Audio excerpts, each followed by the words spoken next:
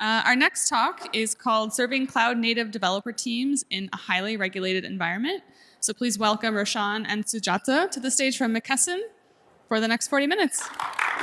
Thank you. Okay. I'll just step aside. Hello. Can you guys hear me? All right, thank you. Okay, we don't have the clicker, I guess. How are you guys doing? How many of you work in healthcare here? Oh, quite a few, or not too many. So before we get started, I want to introduce myself. I work at McKesson for B2C e-commerce in technology team. And McKesson, not many people know about McKesson, so I would like to give a little bit of introduction about McKesson. Okay, what do we do? McKesson, not many people know, but we are the Fortune #6 company. We have started long time ago with horses and buggies in 1833, where we were delivering really the medical surgical products as well as pharmaceutical products to our customers. So we are almost like delivering 1/3 of current pharmaceutical products to the customers. And if you guys have heard of McKesson, not, you might have taken a medicine that was delivered by McKesson to your pharmacy. So that's something you could remember McKesson by. Also, we do have additional things. We are the leaders in pharmaceutical distribution we already talked about. We do have pharmacies, not with the name of McKesson, but we do have McKesson retail pharmacies with a franchise like HealthMart. In Canada, we also have pharmacies, as well as we have pharmaceutical distribution and pharmacies in Europe. We have quite a few SKUs. Thank you. Primarily, our SKUs obviously are related to the pharmaceutical products, but medical surgical is one of the other ones you guys want to think of when you think about hospitals when you have a surgery and what all that gets used. One other thing I would like to bring up about McKesson is many times we buy online a lot of things, and we wait for 2 days, 3 days to get delivered. But McKesson, how fast we deliver is you put an order in today by 7 p.m., next day by 9 a.m., you will get it. It's the fastest delivery. You don't even see it most of the times, McKesson trucks going through, because they are working when we are sleeping, right? So this is one of the good ways even for the hospitals, because they don't want to keep a lot of inventory, so they order and next day they can get things done. If you're going through a surgery, okay, you ordered day before, and so we are, let's put it this way, I would like to call it, we are one of the critical business companies that are helpful in healthcare. All right. So McKesson is a very old company, and for a long time, McKesson has gone through a lot of acquisitions, and we tend to keep the company and the companies we acquired as autonomous. They run independently, business and technology too. So recently we said, hey, this is not how we want to be doing things. We want to be transforming everything. And as part of digital transformation and agile transformation, we want to be leaders, and we want to be the software company, right? So we said we want to be in the cloud, and we also want to be the platform organization. As you guys all know, all the businesses say, if you want to be fast and deliver quickly, we need to have platforms, and the platform is going to be let you do that. So all the business teams are going to be focusing on delivering their business capabilities on the platform, not worrying about the security or how they're going to take care of their pipelines for the delivering it or monitoring it, and other things that are foundational pieces, but business value-wise, you don't see them as the required phase, but it's critical to run your business. So I would like to introduce Roshan here. I actually led this team for a little while. I started the team to create the platforms. One of the platforms is the application platform, and I heard Roshan to take care of it. Roshan came on board. He just graduated with his master's degree. And he said, hey, this Docker EE, let's get it set up. And he took that, ran with it. Here, he's going to talk about what he did and how he has done it. Thank you, Sujata. Is the mic working? Yeah. So thank you, Sujata, for the introduction. And good afternoon, everyone. And thank you for taking time to attend this breakout session. Today, I want to introduce you the McKesson Kubernetes platform. I'll be going through how we set it up, the different components of this platform, some of the use cases, and also a small demo on the automation side of it. So, what and why McKesson? The main purpose of this platform is to provide an ecosystem for the containerized workloads in a secure, resilient, and highly available platform. There were three key aspects kept in mind while creating this platform. First is the developer focus. It's all about providing the streamlined access or way where application teams can deploy their applications right from their POC stages to the go live stage. Next, managing software, not infrastructure. The application teams do not have to worry about where their application is running or its underlying operating system or infrastructure. They should be able to wrap the software and its dependencies in its isolated bundles, in our case, the Docker containers, so that they can be portable and scalable. Next is the multi-tenancy and the multi-cloud. We want to enhance on the resource utilization, also focusing on lowering the cost as well as the management of these huge clusters. So this is our platform stack. Let's start from the bottom to the up. At the base level, at the infrastructure level, today most of our clusters are running on public cloud, and we also have a few footprints on-prem. And we chose Docker Enterprise as our runtime for all our container runtimes.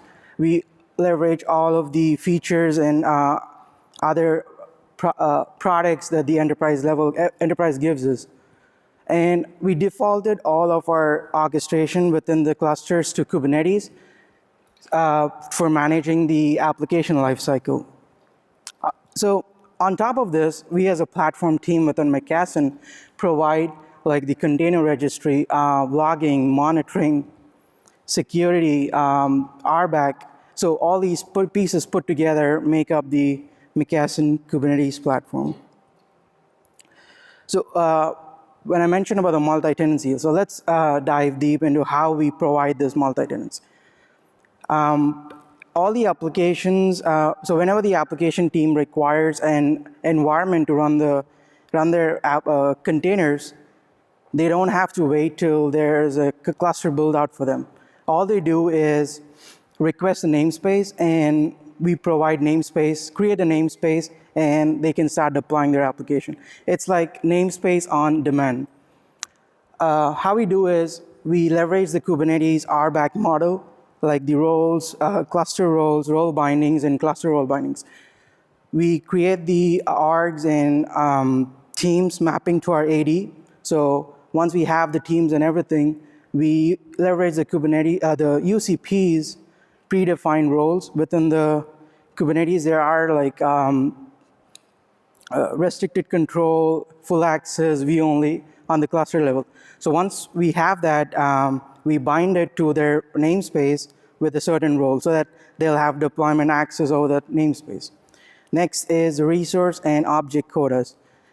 So when we're working with the multi-tenant environments, we don't want the tenants to utilize all of the cluster resources, right? We want to restrict, we want to have some control over the amount of resources they use. So what we came up with, we defined certain standard quota types following most of the cloud providers, like how they do the instance sizes. We took the same approach. For example, the initial onboarding we did was like If the application team isn't aware of how many resources that the container requires, we give the default one as like 1 gig of RAM and half CPU. Next is network policies. Network policies can get a lot complex. We wanted to keep it as simple as possible, so we just defaulted like all the ingress traffic that comes in is denied by default. We leave it to the application teams to expose their applications. Today, we run our Kubernetes clusters in Microsoft Azure, both production and non-prod environments in US and Canada. Soon, we'll be exploring Google Cloud as well, both in US and Europe. So we always get this, our teams come to us saying that, oh no, we want to own our own Kubernetes platform. We want to have full access to it. We don't want to depend on other teams. We always say, like, it's not just building the Kubernetes clusters, it's the other things that you do with it, the next pieces, this day two operations. You have to configure networks, you have to configure the role-based access control, you have to do the container security, networking policies, manage the certificates, do the storage orchestration, and service discovery, application monitoring, and the list goes on and goes on. And MKP handles everything. So the developers, they don't have to deal with all this stuff. We manage everything. It's like, actually, I wanted to keep it as McKesson manage Kubernetes services, but I didn't want to do that. So now that we have given an overview of how this platform is and what it is, I just want to dive deep into how we configured all the other pieces in the environment. So let's start with the networking. When building a Kubernetes cluster, you always have to have an estimate on how many workloads will you be running in an environment. Like you need to have an estimate on how many pods that cluster can accommodate, how many services you'll be using, or how many IPs you'll be reserving for services, as well as nodes. And also, we have to keep in mind is you don't want to allocate like 100 IPs per node where you'll have few applications that take up like a lot of resources, and you don't want to waste those IPs utilizing those running within them. And once you've decided or on the cluster side and worked on the bringing up the cluster and it's up and running, the next thing is the inter and intra-cluster communication. Inter-cluster communication is handled by Kubernetes Service Discovery. So we don't have to deal a lot of it. So the next one is the inter-cluster communication is done. So the intra-cluster communication is where if you want to expose your application, if you want to reach your application outside of the cluster, you need to use ingress resource. To support this ingress resource, we create an ingress controller. Today we're using Nginx ingress controller to handle all our traffic within the platform. So everything that comes within our internal load balancers sends all the traffic to the ingress controller, and whatever the paths that you define within your ingress, the Nginx will route it to the respective applications. Security. Again, when dealing with the multi-tenancy clusters, this is one of the essential part. We wanted to get a solution that can secure our clusters as well as the applications running within them. We wanted to have a solution that can do vulnerability and compliance management, runtime scanning and defense, registry scanning, and also have integration with our pipelines. And our security team decided to do Twistlock. Twistlock does two deployments. One is a console where you do all the management stuff, and then there's an agent-based deployment called Defenders that defend all of these worker nodes within the cluster. And speaking of the CI scans, within McKesson, there are like different teams having their own CIs, and we don't have control over their deployment. We wanted to create an process where we can control the applications that are being deployed into a production environment. What we did is we built a script called customs, followed the whole Docker lingo, and then we started with the customs. So what this custom script does is it will send an API call to our twist log, get the scan results of all the images within the registry, and once we have the scan results, based on the criteria that is set for production validation, if that passes, the image is being pulled, retagged as a prod image, and pushed it back to the registry. During this process, it also sends an API call to our twist log saying that this is a trusted image. So if an untrusted image runs in a production environment, the twist log defenders will be able to block the runtime of those untrusted images. So we also deal with a lot of applications that require persistent storage. For every cluster that we deploy, we configure 3 storage classes. One is the managed disk, both premium and standard, and then the Azure files. So some of the applications requires files access to be changed after they're deployed. And some of them are suitable for file storage. So based on the requirements, and if the deployment requires a persistent storage, they can just create a persistent volume claim based out of the storage. And what this does is the cloud controller basically will talk with the cloud provider, provision the disk or the files, and then mount it back to the pod. Moving on to the platform and application monitoring. So we provided solution that collects metrics from every layer within our stack, right from the application metrics, ingress controller metrics, Kubernetes metrics, container metrics, and host level metrics. And Datadog was already present within our organization, and we didn't want it to go and try to get another one. So Datadog has an agent-based deployment as well. It does use daemon sets so that all the agents are running within their clusters on every node within the cluster. What this does is, if you want to get the basic metrics out of the platform, we just do the Datadog. But if you want to get Kubernetes metrics, what we have to do is we deploy the kube state metrics, which basically collects all of the metrics or the state information of the Kubernetes objects from the Kubernetes API server. Once that is done, the agent will be able to scrape all of the metrics and send it to our Datadog. And we just create alerts, and based on that, we notify the operations and everyone. For the application, platform and application logging, we took a similar approach to logging monitoring. We wanted to cover the whole stack again, right from the Kubernetes system component logs, application logs, and also audit logs. Today we're using Splunk mostly for our security information and event management. Splunk has a Splunk Connect for Kubernetes.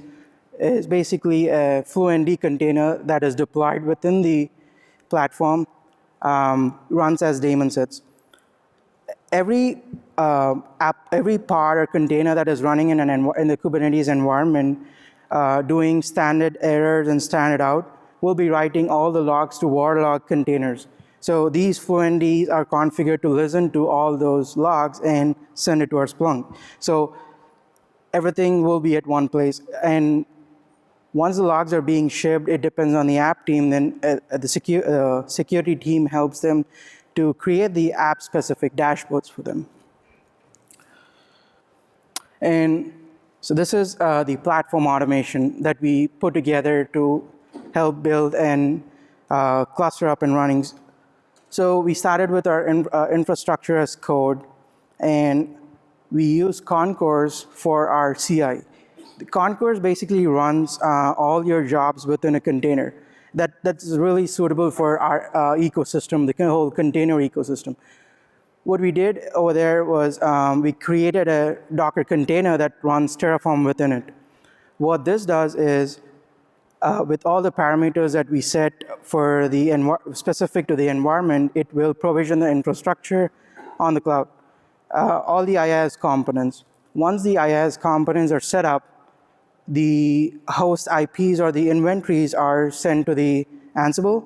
And Ansible, we've created few roles to help install the Docker Enterprise engine, UCP, DTR. And so it's like end-to-end automation for the whole cluster setup.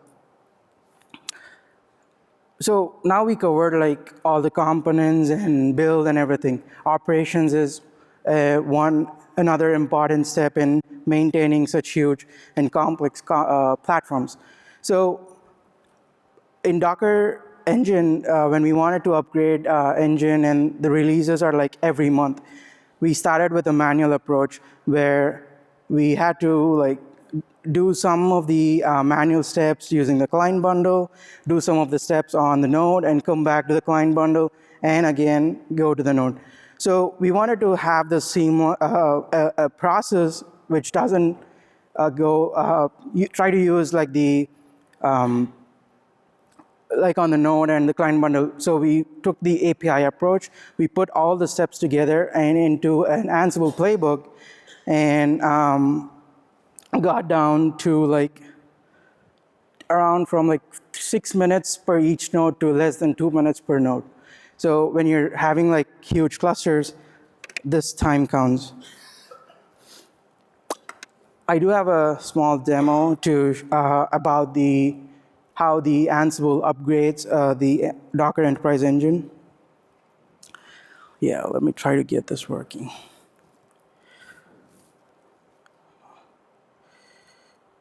So I did end the slideshow.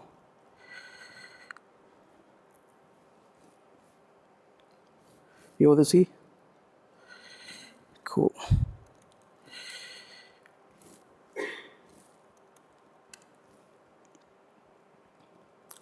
So right now, I'm trying to connect to a cluster within our McKesson network. It is our POC environment. So let's do Docker node ls. Fingers crossed. Cool. So yeah, if you notice this, right now the engine versions of one of our worker node is 1809.3, and if we wanted to update to the next version, let's go onto the Ansible piece of it. We create like Ansible configuration. Is something missing? Let me bring it up like this way. Cool. We have the Ansible configuration, our inventories directory where we have all our host IPs, and then a playbook for spinning up these roles. Let's do the Ansible inventory. Let me get the IP.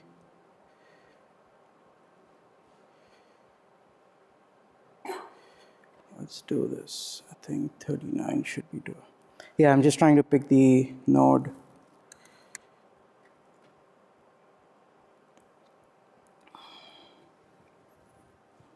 Come on. So if you look at these tasks, right now we invoke the engine upgrade. Basically, it's loading all of the variable files, getting the current version of the engine, and also checking if there are any other community edition Docker running within it. And this is all at the verification stage. We're also trying to ensure that node is part of the cluster and do the dependencies. So to make the API calls to the UCP, we need the bearer token. So we're grabbing the bearer token. Once we get the bearer token, we get the host name, get the node information that we are trying to update. We're trying to get the node role, if it's like a worker or a manager. And this is a good approach to always drain your node before you're trying to upgrade it so that all the containers will move into a healthy node. And then, yeah, it's trying to collect all of the information. And now updating the repository with to collect the latest Docker Enterprise Edition. Will just take probably a minute or so.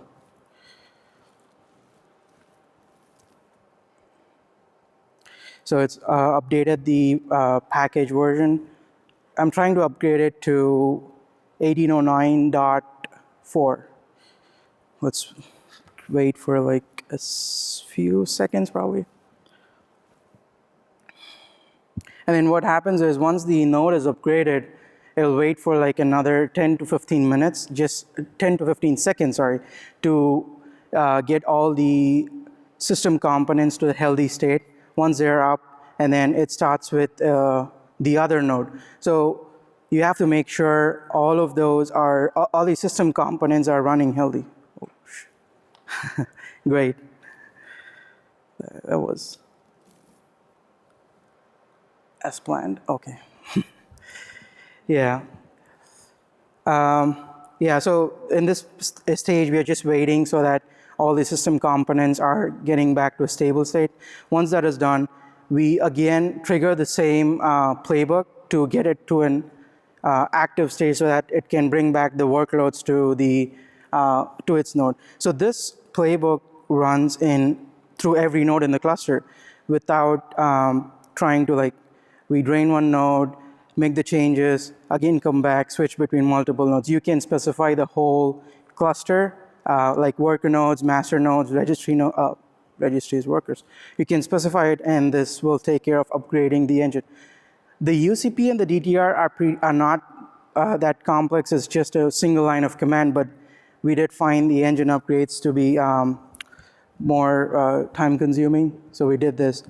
And if I go back, and this is done, if I do a Docker node ls, should be able to see the new node updated to 1809.4 as well. So in this way, first we start off with the managers and then do the workers. And that pretty much you're done with the upgrades. Because this upgrade is done like every month, we wanted to operationalize it, automate it, so that we can hand it over to another team that they can work on the operations side of it. Yes. And before jumping in, there's one slide that I wanted to cover is, switching between these monitors. Yeah, so the use case part.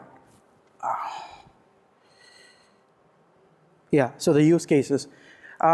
Today, our platform serves multiple use cases. It's really interesting to see different use cases within McKesson. Let's start off with monolith applications. We have our e-commerce team trying to containerize SAP Hybris applications. We have pharma teams and data analytic teams trying to do POCs on blockchain applications. It's like all over the place.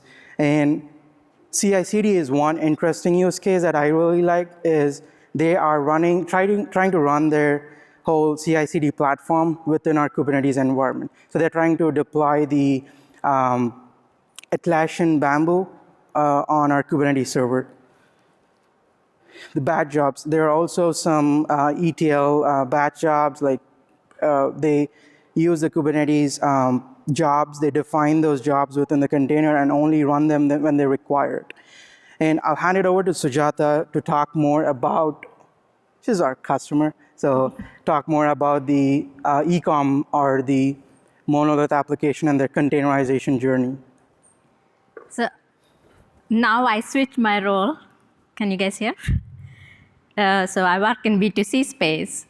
McKesson not too long ago acquired Well.ca. Of course, McKesson doesn't do a lot of B2C e-commerce. We are mainly into B2B. B2C is more on the pharmacy side. So here, this is a new space for us a little bit in the e-commerce. So what we looked at is this is a good opportunity to take this and build the e-commerce platform for the B2C. Our Well.ca is really a company. If you go to Canada and you are online, want to buy any health and wellness products, that's the place you want to be because they're really good at providing the products as well as they have a lot of good customer experience-based awards. So I would recommend you guys trying those. They have quite a few products, SKUs, and brands as well, and they keep changing them. So now, SAP Hybris is what we talked about. We are kind of a brownfield architecture because we have selected existing platform that is in McKesson already. It does have good e-commerce capabilities, so it fits for what we need for the foundational and starting point. But for the architecture, before we talk about the architecture, let's talk about the requirements, right? Because we want to make this a platform that we want to have multiple properties of McKesson use, our Rexall pharmacies, our Health Mart, and others. So we want to have it available in multiple locations as well as multi-site support. Multi-tenancy is the other one, of course, and we want to make sure, we have seen the platform automation, now we want to also automated application and have rolling updates and everything else. Of course, other requirements are every customer is unique, right? Not all of them are going to work the same. The platform with SAP licensing and other concerned, we have to make it little bit of, hey, I will have to be running in a pinned mode where I need to be not having anybody else, or else I need to pay license for other cores. So this is a special requirement, some of the cards still need, and also in some cases, we might be asking for specific operating systems. We worked with platforms that might not support it, but Docker helped us have the specific requirements met for us. In terms of compliance, as we are highly regulated, we have HIPAA, HITECH, and PIPEDA, that's in Canada, and PCI, AODA, and obviously spam-related regulations we needed to support. Okay. From the architecture, this is a bit of an eye chart, so I don't want to go through it. Our architecture is really to run in Microsoft Azure, and you can see Kubernetes and containers are primarily where we are running, integrating with our, of course, ERP and our marketing and reporting systems. So this is not the time to discuss all of this, but let's move on. So what happened? Right? If we were in traditional model before McKesson started the platform, I would be spending 3 to 6 months or even more to get the platform ready. We have teams who have done it before.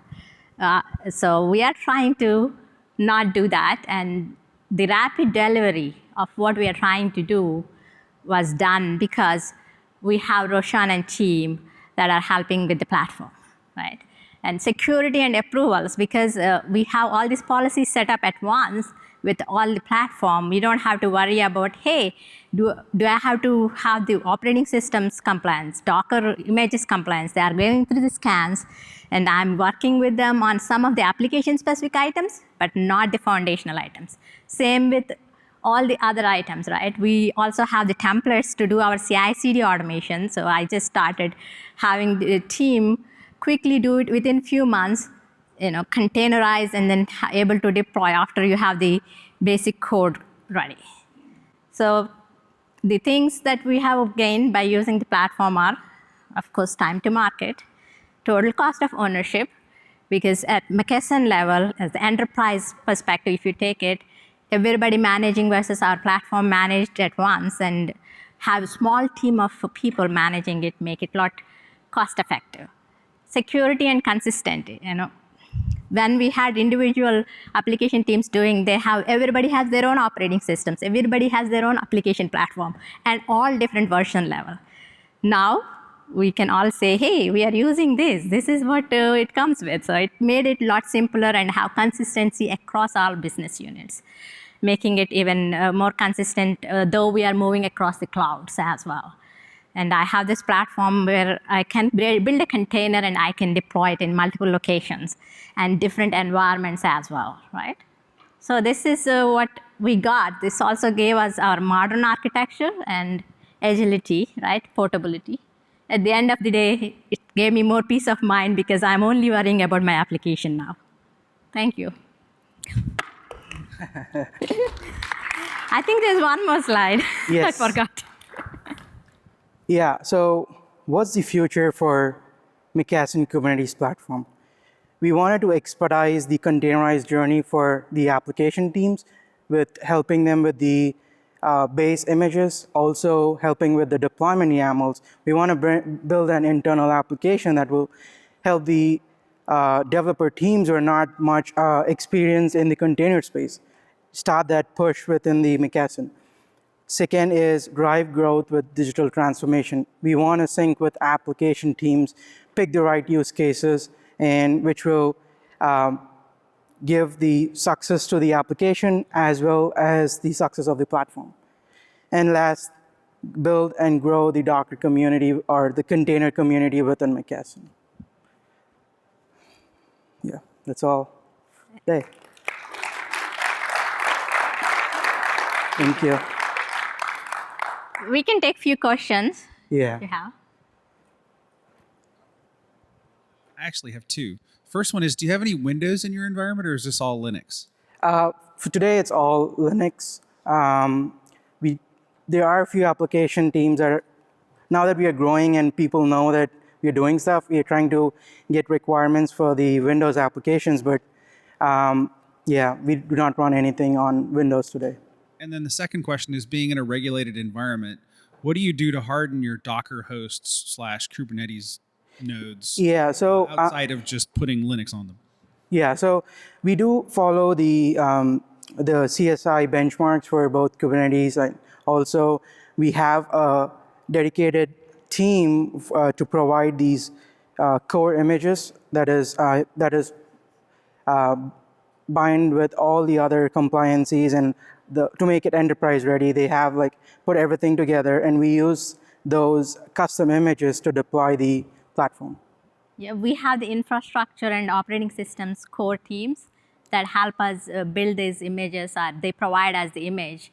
And Roshan's pipelines actually, though he demoed a little bit, but it does automate all of those deployments as well, or upgrades.